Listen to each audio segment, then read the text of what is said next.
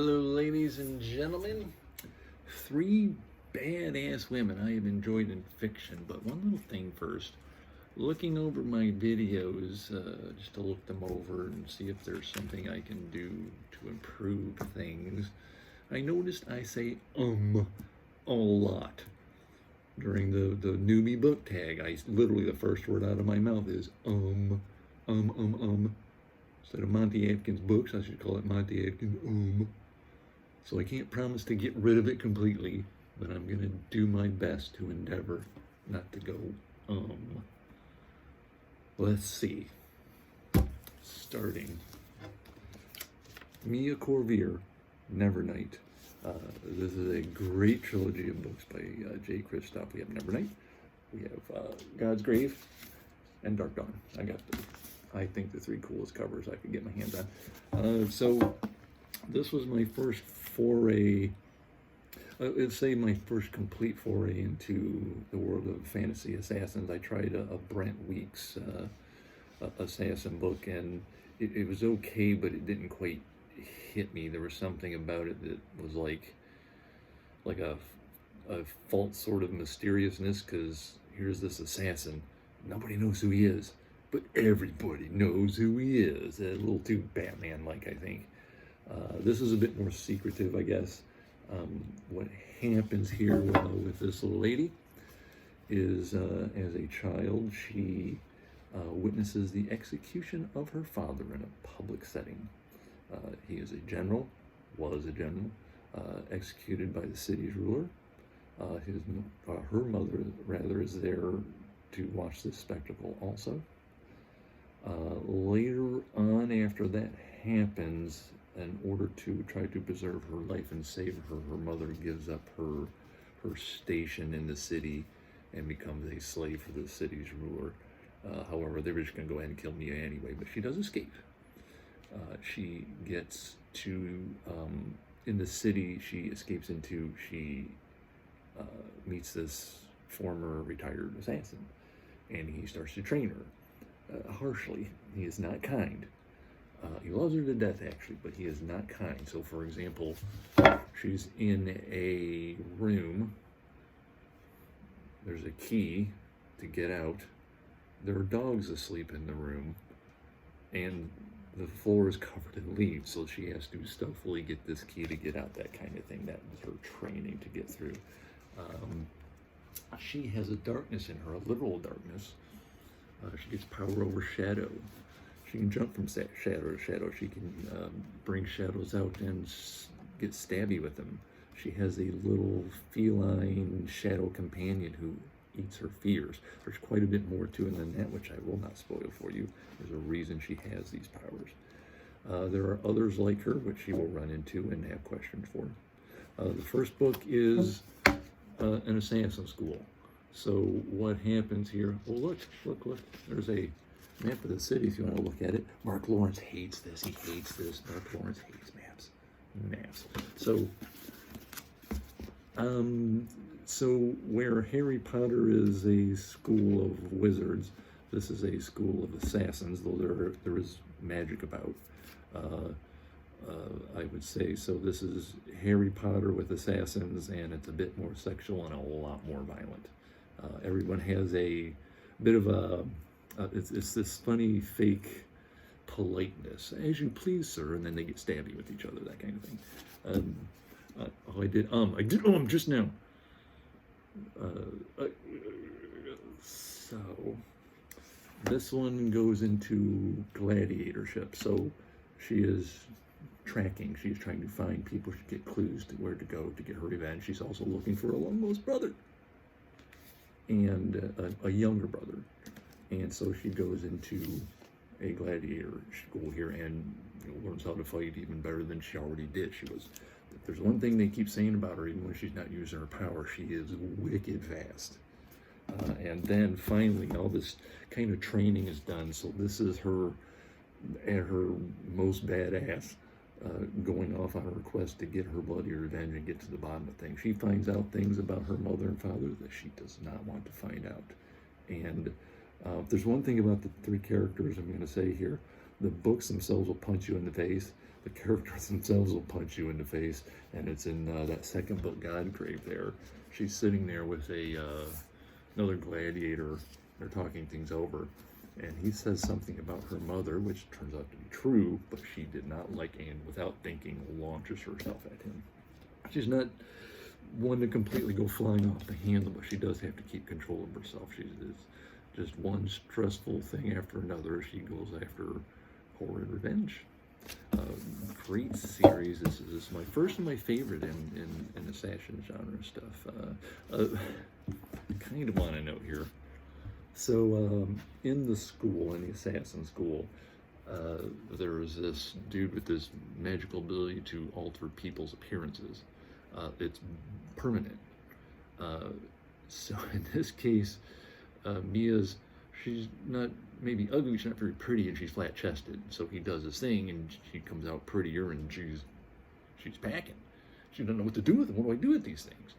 I've seen at least one book review where somebody's like, why did they have to give her a magic boob job? That's so stupid. Well, it was funny, A, and B, this is an assassin, and maybe she needs to look as good as she can in order to occasionally seduce a particular target or informant to do her job with. What she starts to do at the very beginning of this book. There you go. That's Nevernight. This had a big following, a lot of fans, and I have to say, there seemed to be a big outcry between the second and third book that they might kill her off, and people are like, no, Jade, don't kill off Mia. And there is a narrator to these books, and in the third introduction, he says at the end of his introduction, and then we can get on with killing our murderous little bitch. Yes, so I'll leave you at that with Mia Corvier, and get that out of the way. This I don't think I've seen a lot of people talk about or recommend, so I am going to do that for you. Lilith St. Crow, that is not a pen name, that is her real name, working for the devil, and the character's name is Dante Valentine. Lilith St. Crow writing Dante Valentine. Outstanding. Standing names. This is basically an urban fantasy, but it's not like a modern day one.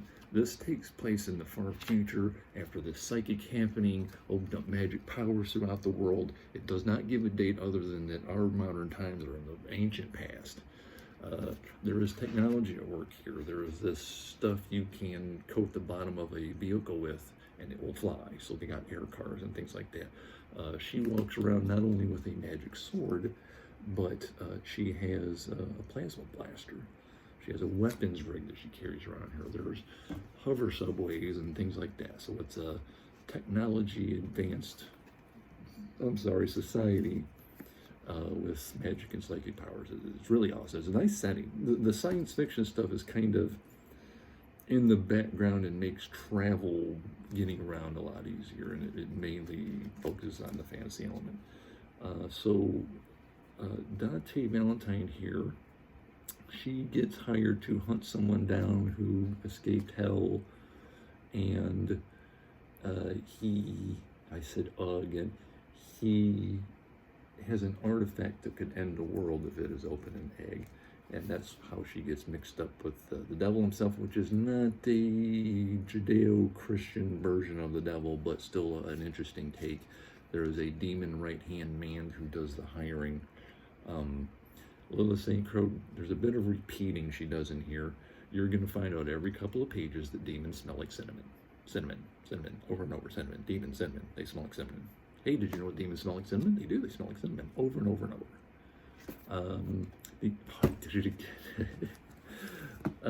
The only other criticism I'll levy at it is that in the last book there is a character who is introduced that, interesting character, but he kind of steals a little bit of thunder from Dante, and I just didn't understand what that was necessary for. But the landing is stuck pretty well. These books move fast. They have an emotional depth to them, very nice, She is, you get licensed. She is a necromancer, and they find out you have powers. You go to get your training, and you get licensed. And in her case, for example, she goes to a seance because someone passed away, and it's essentially like reading the will. So she summons the spirit to get the gist of what actually happened. It could be that so-and-so had me killed, so you need to do something about that, or so-and-so is getting the money and so-and-so isn't, and they want to get everything straight, and so you summon the dead back briefly. She has moments where she can commune with her god, which is the god of death, and it's done as Anubis. And so she concentrates, goes into a meditation, and she's in this mental world with the god in all its glory and all that. And that is Dante Valentine. Anything else? Anything else? Oh, there's a pretty decent bestiary, a couple creatures. For example, when she goes to get her training and licensing and all that, the headmaster of the school is a type of vampire. She does get abused there. A lot of the students get abused there. She does revisit it and has to deal with a rather cool take on vampires. There a lot of authors, you have, here's my versions of elves, but they're still elves. Here's my versions of dwarves. Here's my versions of dragons, but they're still dragons. So these are still vampires, but it's a wicked-ass take on vampires. Also, hellhounds. These are like, say, if you give a bull intelligence and have it attack a normal person, that's them. These are big, brutal, powerful, fast monsters, and if there's one thing that consistently scares her, it's when a hellhound shows up and she has to deal with them. The right-hand man to the devil's name's, I can't ever pronounce it. Jeff is on the back here. Jeff is Jeff. She just calls him Jeff, but he has a real complicated sounding name, a little hard to pronounce.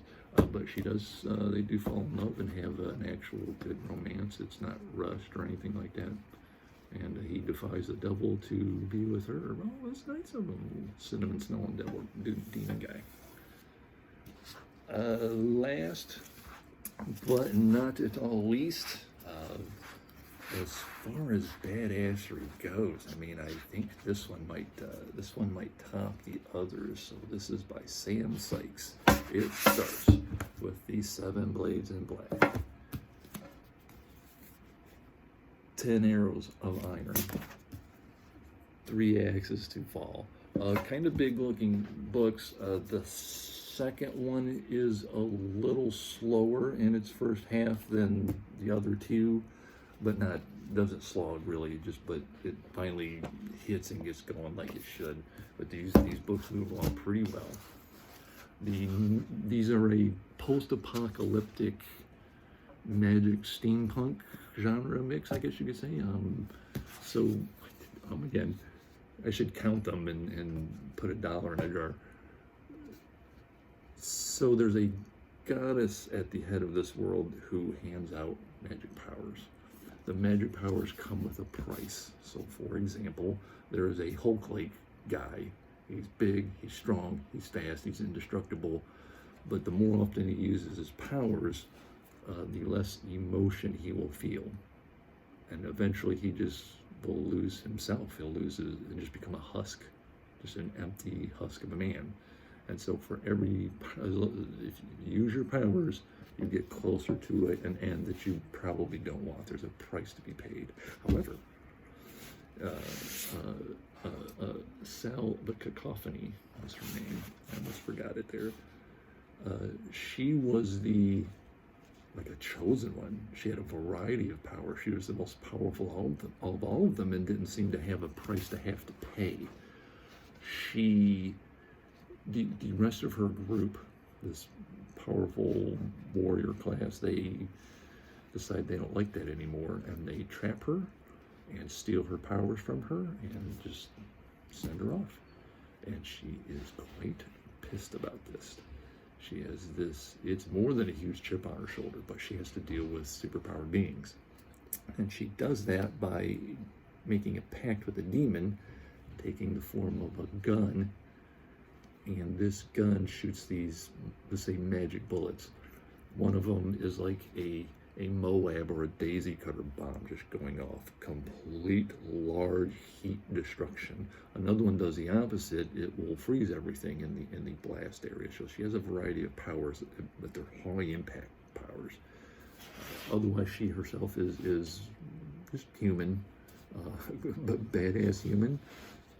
She plans ahead, I guess, to some extent. She's definitely got a goal and she steps her way through it, but obviously she's got to deal with these situations as it comes to her. The first book is an interrogation. An officer interrogates her about her comings and goings. She there's a really good line in the Indiana Jones movie, Kingdom of the Crystal Skull, where Marion says she asks Indy, "Oh, you still leaving a wake of bodies and destruction in your travels?" And that's what she does. Wherever Sal the Cacophony goes, death and destruction, whole cities just laid waste as she goes on this quest for revenge. She has a love interest which works so good. It is with another woman. This woman is a scientist, an alchemist, and they just have a wonderful, deep affection, but their relationship is all screwed up as she goes off to get revenge. And there are some powerful beings she has to deal with, and she does not come out of these problems unscathed, and her love of her life just doesn't want to have to deal with the loss of it. And so they are at odds over this. One of the men who was part of the group that took her powers was also a former lover of hers, so she has to deal with that. This pact that she has made with this demon gun, at some point a price will have to be paid, and so she has to deal with that at the end. And I don't even want to mention, I don't want to even like put an adjective to her or something. Just say it's something she has to deal with. Three pretty much all these three of these series move really good. Like I said, there's only one book that has a little slowness to it. Maybe the first half's a little slow. Otherwise, all these books are interesting and they move right along and they don't take breaks. Just outstanding. Read all three reads. Badass women in these books. Those are the ones I wanted to mention to you. Good recommendations. You're not wasting your time at all. Right now, I did finish The Wager, which I was reading. If you decide to read this and you think, oh, the end is so far away, a huge portion of this, like this much of this book is notes. So I was getting to the end and didn't know it this morning, and oh, there's the epilogue. I finished it off.